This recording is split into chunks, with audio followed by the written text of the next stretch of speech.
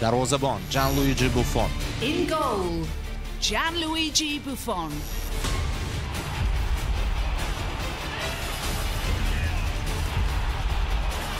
In defense, Dani Himoyachilar Alves. Dani Alves. Bu yerda pozitsiya bo'yicha joylashtirilganligini ham aytib o'tish kerak. O'ng qanotda Dani Alves, chap qanotda esa Marcelo. Braziliyaliklar qanotlarni egallashdi. Markaziy himoya Sergio Ramos.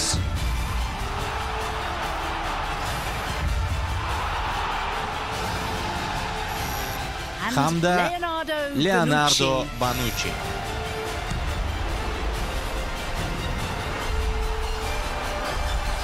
In midfield, Yarim himoya Luka Luka Modric. Modric.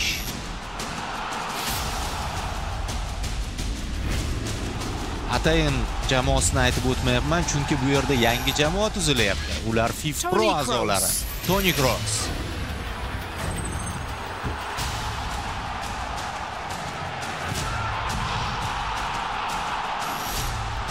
Hamda Andres Iniesta.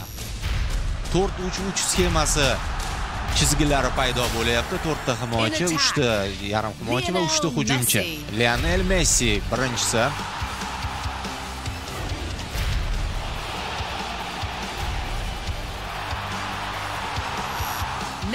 Neymar.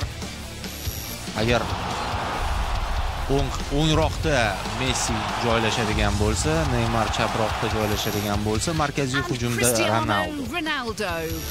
Yoki Ronaldo chaproqda o'ynab, Messi o'ngroqda o'ynasa, markaziy hujumga Neymar chiqadi. Endi bu shunchaki taxmin.